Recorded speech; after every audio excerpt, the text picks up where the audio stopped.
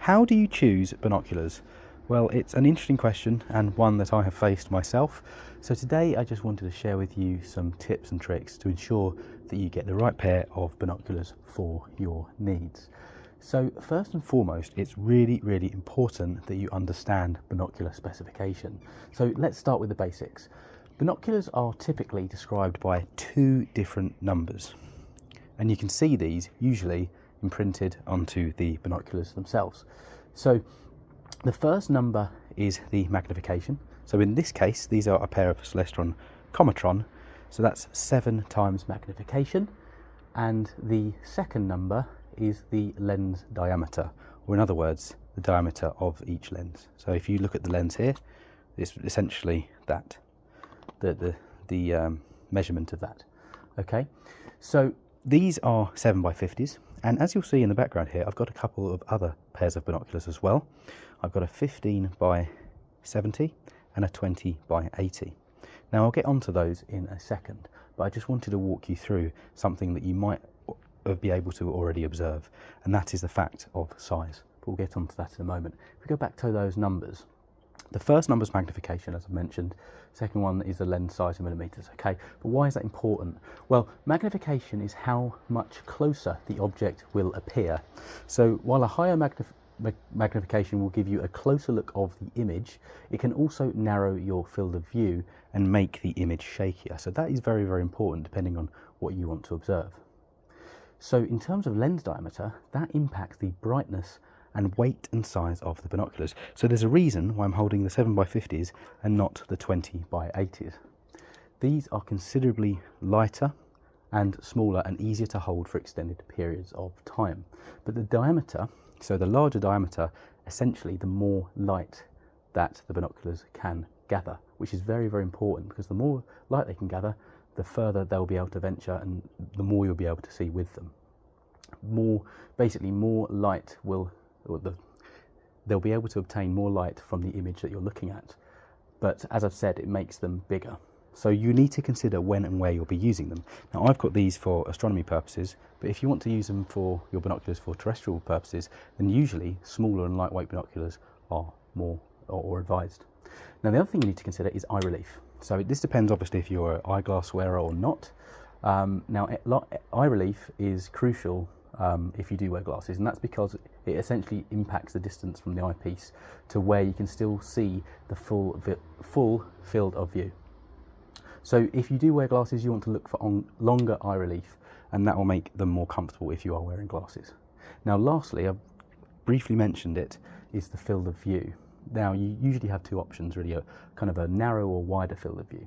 Now this is essentially how much of an area you can see at any one time. So a wide field of view is great for tracking moving objects, or if you're looking at more of a landscape, while a narrow field offers more detail in a certain area. Now there's a lot of other specification that you may want to consider, and I will now touch upon that. I just wanted to show you another quick tip on the computer. So what you can actually do is you can search for your brand of binoculars and then find the manufacturer's website. So as an example, if we go with the 15x70s by Celestron on the Skymaster, then what you can do is just basically navigate on their website, look for the specifications tab. So it may be that you're buying these on Amazon or just some other online websites or binoculars that you're interested in, and just have a look at all the specifications that they specify. But I think going to the manufacturers tends to be best. So if we have a look here, we've got a whole list of different elements of spec. Now, a lot of this, if you're new to binoculars, can be a little bit confusing. So here's an additional tip. So some of this you may understand it may kind of make sense to you and may be great and may give you enough information. But you can also go into ChatGPT. I don't know if you've got an account, maybe sign up. Obviously you can Google, what is magnification, you can go through all of these. You could go on to different forums online as well. But I actually find ChatGPT is really good for getting a quick answer. So let's use this one as an example. So I am new to buying astronomy binoculars. Sorry, I put astronomy, I could put any binoculars. So I'm new to buying binoculars. I don't quite understand what this means. Please can you explain to a beginner as simply as possible. And then what it's going to do is it's just going to give you an answer. So it refers to the distance from the lens to the point where it converges light to form a clear image. Here's a simple breakdown. So here you can see, look, we've got why it matters, why and why it's important. So you could plug all of these in, and it's really, really good. And you can even compare. So as an example, I'll let that finish. Say you've got 280 millimeter roughly for this particular model. You could then get the focal length of objective lens of another model and plug them both in. So you could say something like binoculars 1 has this, binoculars 2 has this. Please can you compare the two and tell me which one I should get? I want to observe so and so. So here's what it come back with for the description, or definition I should say. So this is really interesting. Key takeaway. When choosing binoculars, understanding the focal length of the objective lens helps you balance between magnification, brightness and portability. It's a crucial part of the binocular specification and influences your viewing experience. Okay, it does clear up a little bit. But as I say, if you did want to go one step further, you could say like, I'll just show you that prompt quickly. So I am looking at a pair of binoculars that have as the focal lengths of objective lengths. Another pair has, and then I'm just going to make this up to save time, has 290.63. I want to observe the moon, let's just say. What pair would you recommend based on this? Now, of course, there's so many other different factors as well, but that's just an example. That's just an example prompt that you can use. So it's suggesting the 290. So there you go. That's where ChatGPT can be really, really useful. It's going to give some additional context. So that's just an additional tip that hopefully that will help. Back outside, now let's just quickly touch upon some of the other things you want to consider when it comes to choosing binoculars. The first is the build quality and the additional features that come with the binoculars.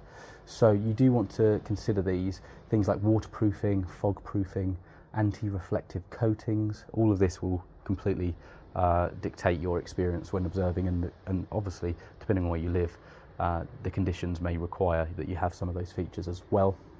You also want to make sure they're durable, just in case you were to drop them or anything like that.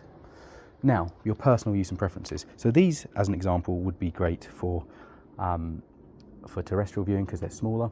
However, you do need to consider when you'll be using them. So bird watching, these are great. But if you're looking for astronomy binoculars, then you may want something larger. Take, for instance, the 15 by 70 or even the 20 by 80. But if we were to look at the 20 by 80, and I'll just pick this up now, these are very, very large and very, very heavy. So the only way I'm going to be able to hold these overhead for an extended period of time is either if I'm leaning on something, or alternatively, I'll use a tripod. Sorry, I just dropped the eyepiece thing there. I'll use a tripod. So while these will give me the best views, I will need a tripod. I need to fix them on a tripod in order to have comfortable viewing for an extended period of time. So you do need to consider your personal use and preferences. So ultimately, that is how you choose a pair of binoculars. It's going to come down to a judgment call on your part, what you're going to use them for and what you primarily need. There's always a trade-off with these things, which is why I've typically bought quite a few, and that as you get into the hobbies, you'll probably end up doing that as well.